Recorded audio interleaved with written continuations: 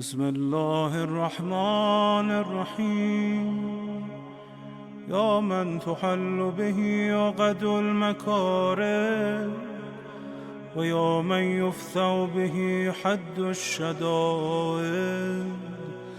ويا من يلتمس منه المخرج إلى روح الفرج. بسم الله الرحمن الرحيم. Alhamdulillah wa sallallahu ala Sayyidina Muhammadin wa alihi al-tahirin. Assalamu alaikum wa rahmatullah, and welcome to this podcast series of a commentary on Sahifa Sajjadiyya by Mizan Institute. Alhamdulillah al-awwali bila awwalin kana qablah wal-akhiri bila akhirin yakunu ba'dah alladhi qasurat an ru'yatihi absaru al-nadhirin wa ajazat an na'tihi awhamu al-wasifin. Before beginning, I pray that Allah subhanahu wa ta'ala in this first episode of this series gives us the power, gives us the tawfiq to be able to cover as much of this book as we can and to benefit as much as possible as well, insha'Allah ta'ala. The first dua of Sahifa Sajjadiyya is the dua titled In Praise of God, and it says, وَكَانَ مِن دُعَائِهِ عَلَيْهِ السَّلَامِ إِذَا ابْتَدَأَ بِالدُّعَاءِ بَدَأَ بِالتَّحْمِيدِ لِلَّهِ عَزَّ وَجَلَّ وَالثَّنَاءِ عَلَيْهِ. That when the Imam, the fourth Imam Zayn al-Abidin alayhi salam, would begin to supplicate, he would begin with praise and laudation of God, and then he would say, and the dua begins. But the thing is that, the thing that stands out is that this first dua of Sahifa Sajjadiyya is not really the Imam asking for anything. It is just him praising Allah subhanahu wa ta'ala, speaking of Allah subhanahu wa ta'ala as if he is teaching the audience, those who are reading his words later, those who are listening to him, teaching them about Allah subhanahu wa ta'ala. It's very interesting. The second dua of Sahifa also is similar in the sense that it has to do with him speaking about the Holy Prophet Muhammad sallallahu alaihi wasallam and his household. You won't really find him doing dua for anything in the sense that asking Allah for something. No. The only thing he asks Allah is to bless and send salawat upon the Holy Prophet ﷺ and his family. Then the third dua, again, it's as if he's teaching something to us, not really doing dua and asking for something. So it's the one that says it's him sending blessings upon the bearers of the throne. And then blessings upon the attesters to the messengers. So the first four du'as, in reality, are not him asking for anything. What he's doing there is as if he's making sure that we're all on the same page, so to speak, when it comes to these matters. Then, from the fifth du'a onwards, is him actually asking for things, supplicating, teaching us what those things that we're supposed to ask Allah for are. So the fifth dua onward says his supplication for himself and the people under his guardianship. Sixth one, his supplication in the morning and evening. Seventh one, his supplication in worrisome tasks, and the list goes on. And of course, Sahifa Sajjadiyya has translations that brothers and sisters can look at. So it's very interesting to keep this in mind. They say that Imam Sajjad was teaching through dua and so on. This might be a good example of that he is teaching the people in the first four du'as, teaching them Islam, as if teaching them some of those things that we need to know about Allah subhanahu wa ta'ala, about the Holy Prophet and his progeny, the angels, and so on and so forth. And then he gets into the du'as from the fifth one onwards. He gets into those things that he's teaching us we should be asking Allah for, from du'a number 5 onwards. Okay, having said that, the Imam begins this du'a with Alhamdulillah al-awwal bila awwalin kana qabla. He could have just said Alhamdulillah, but he chooses to also add something there, describing and explaining to us how Allah is. Alhamdulillah al-awwal. All praise is due to Allah, the first one, al-awwal, the first one, who was not preceded by another first one. In other words, Allah subhanahu wa ta'ala precedes all firsts. Anything and anyone that you can refer to as the first one, Allah precedes that person, that thing, that entity, that creation and creature as well. Okay? In other words, what I'm understanding from this is absolute firstness. absolute firstness. Because sometimes you are first, but you're relatively first. So for example, you will have a category that you're first at. But there's another category that came before you that there were others who were first at. So for example, let's say, I don't know, let's take sports for example. Right now, let's say there are certain players out there that are the best at something. They're the first, they're at the top of the list when it comes to three-point shooting, okay? If a person like Steph Curry is number one, the first, the best at shooting, well, before him, there was another era that had very good shooters too, and those shooters were the first in their era. Before them, there were firsts in other eras, and so on. You might be the first human being like Prophet Adam, but it doesn't mean that there weren't creatures necessarily before you, that came before you, that were the first of, let's say, I don't know, dinosaurs, let's say. The first of another species, whatever. Anytime you look at a mumkinul wujud, a contingent being that is a creature of God, you will be able to probably find something before it that's also first. Okay, so these are relative firsts. This is relative firstness, let's say. But sometimes you are going to be the first of the first of the first, meaning what? Meaning you are the first in absolutely everything. Anything you can think of, this person is going to be the first in that. This is absolute firstness. And so scholars have explained that absolute firstness is going to be the result of you being the cause of all causes. You being the wajibul wujud. You being the one for whom wujud and existence is necessary, philosophically speaking. Now, I don't want to get too philosophical in this first episode of ours, but all in all, you are the one who is the creator of everything else. Even the creator of matter itself. And with matter comes time. So in other words, you are beyond time even, because you are the creator of everything. You are the absolute cause and illatul ilal of everything, as they say. So just to let that sink in a little bit easier, let me give an example with normal everyday causes. Not the cause of all causes, but everyday causes. Let's say turning the light on. If I want to turn the light on, I have to flip the switch first, correct? You see, I said you have to flip the switch first. So there has to be a firstness here. Something has to precede something else, or else it won't be possible.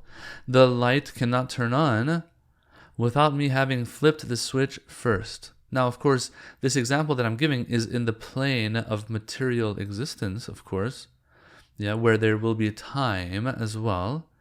And so first, I have to flip the switch, and after I flip the switch, the light turns on. This is just a very simple example here. What I'm trying to illustrate is that something has to precede something else if it's going to be its cause. Light turning on, effect. Flipping its switch, cause. This has to come before. It's not possible for the effect to come first. Now let's go back to our discussion.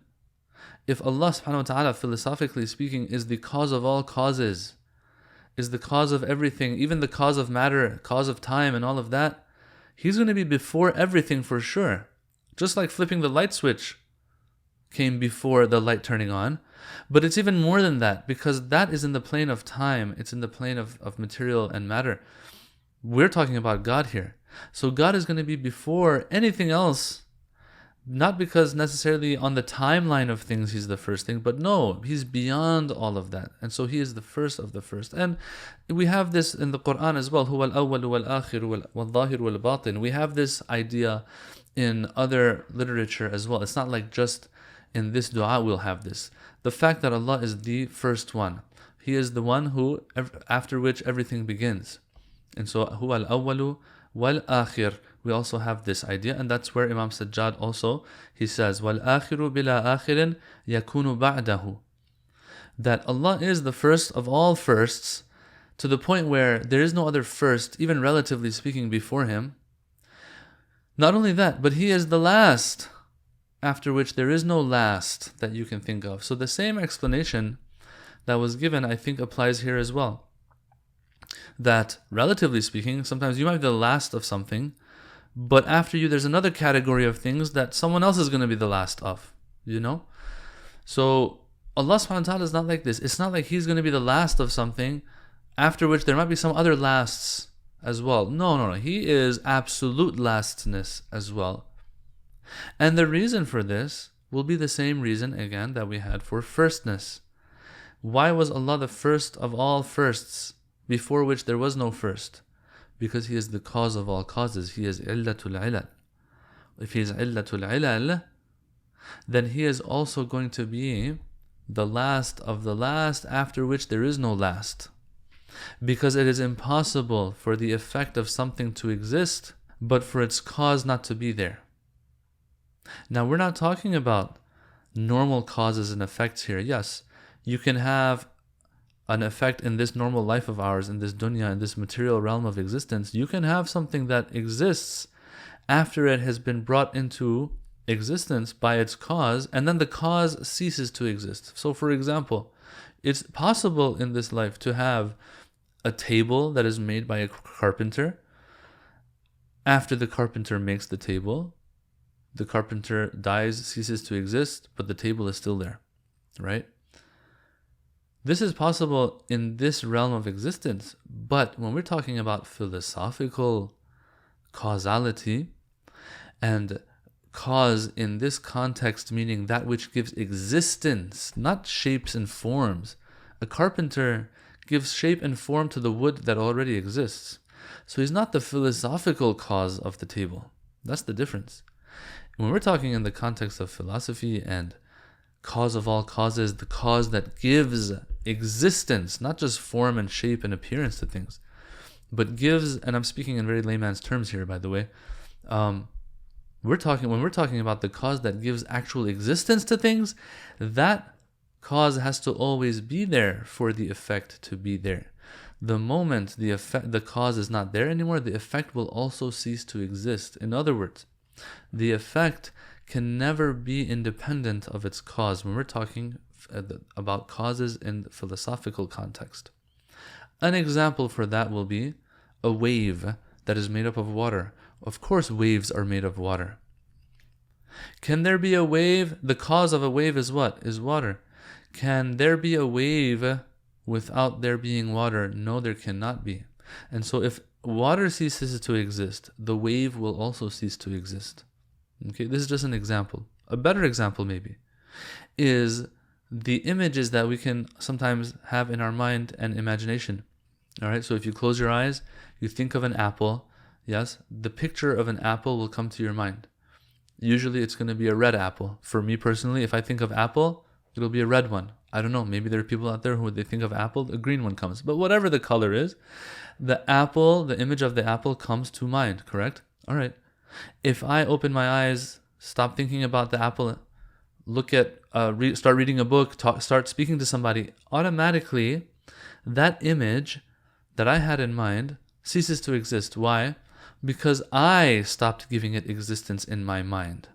Okay, so these are just examples I'm trying to use to illustrate, to explain how it works when it comes to the cause of causes. It's different than just the carpenter and the table. So, the effect when it comes to the philosophical cause of things, the effect can never exist without the cause also simultaneously existing. As a result, when the Imam here says, وَالْآخِرُ بِلَا آخِرٍ يَكُونُ بَعْدَ, he is the last after which there is no last. He is the ultimate absolute last. Because the reason for this is because everything else is the philosophical effect of Allah, which is the philosophical cause of everything, the one that's giving existence to everything. Allah cannot cease to exist and then have something else still existing after Him. He cannot be the last after which there is another last thing. No, everything, if you can call it a thing, has to be before Him. He has to be the last one. Before meaning has to be there simultaneously with Him. Or else, if we can imagine a time that Allah is not there anymore, but there's something else that comes after Him that is the last thing, then we have assumed that that thing is independent in its existence. And that goes against God being God. That goes against God being the cause of all causes. That goes against God being the one that gives existence to everything. if Allah is the one who gives existence to everything, nothing can come after Him, can remain after Him, because that means that thing is independent, and that will in turn mean that thing was not the actual effect of God, because if it was the actual effect of God, it was getting its existence from Him. Okay, I hope that is clear. I know I repeated a little bit. Just want to make sure that we're able to get a good grasp of this notion here. Because this is one that, as I said, is repeated in our du'as, is also mentioned in the Quran. Huwa al-awwal, He is the first. Wal akhir, He is the last. Now, I do want to open a little parenthesis here as well, in extra explanation. It seems that when we have this type of literature, all in all, it is going to be metaphorical. Just calling Allah the first, calling Allah the last, is just a way of saying it so that us people can understand it. Or else, even these words, using them for Allah subhanahu wa ta'ala, okay, are metaphorical, it seems. They're not a very accurate way of depicting God. Now, I'm not trying to say that the Imams or the Quran, they're not doing it in a correct way. No. I'm saying the Quran, the Imams, they have no other words to work with that we can relate to, that we can understand other than these words that, that they have used. Okay, but in reality, if we're to break it down, is it even correct to call Allah first? Is it even correct to call Allah last? Not really. Why? Because when you say something is first, you are assuming that there are others that are at the same level of that thing, but one just so happens to have been first versus the others. In other words, you're assuming that firstness is possible for those other things as well. But when we look at Allah subhanahu wa ta'ala, that's not the case. When we say Allah is first, it doesn't mean He is first while there's a possibility others could have been first. No. When we say first, that means that there's no one else up there with Him. And so this is where firstness actually takes on a metaphorical meaning versus us taking it literal here.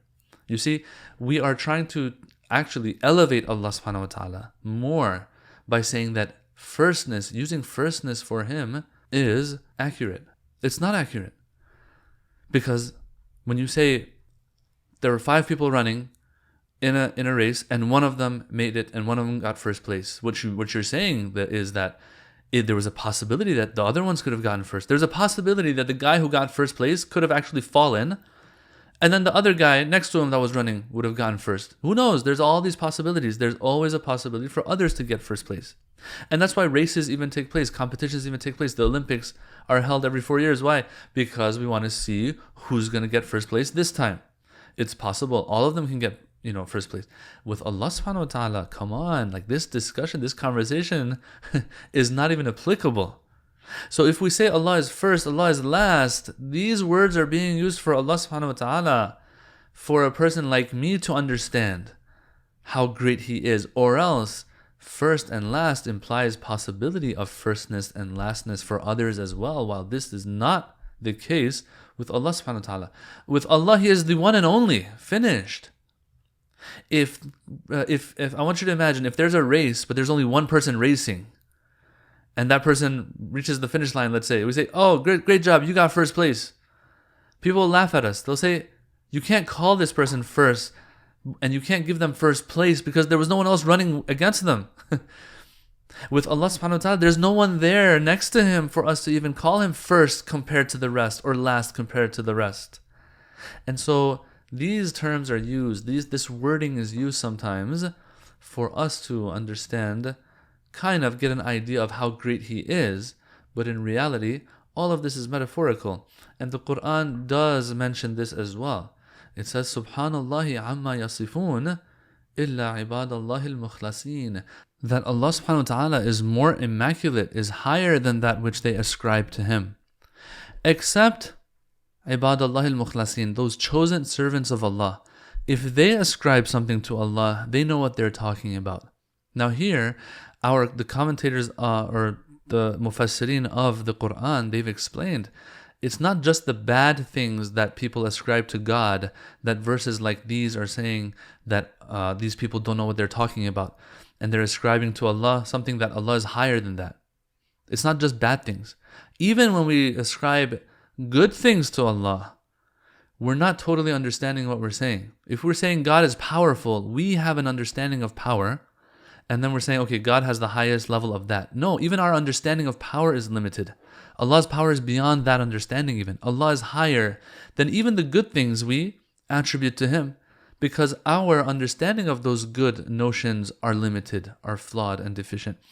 Anyway, so the point I'm trying to make here is that Allah subhanahu wa ta'ala, when we call Him Al-Awwal, the first, well, it's because we don't have any other word to use. The last, because we don't have any other word to use. Or else, even saying first and last is a problem. Allah is higher than that. Because when you say first and last, it implies that there's somebody else out there that He is overtaking, that He is preceding, and that's why He's first. There is someone out there that Allah is after, which makes Him the last of the last. No. When we say He's the first, He is the last, before which there is no first, after which there is no last, what is being said is that He is above and beyond all of this. He is too immaculate to even be in the same sentence as anything else. الذي قصرت عن رؤيته أبصار الناظرين وعجزت عن نعته أوهام الواصفين. I'm going to leave this inshallah for our next session. والحمد لله رب العالمين.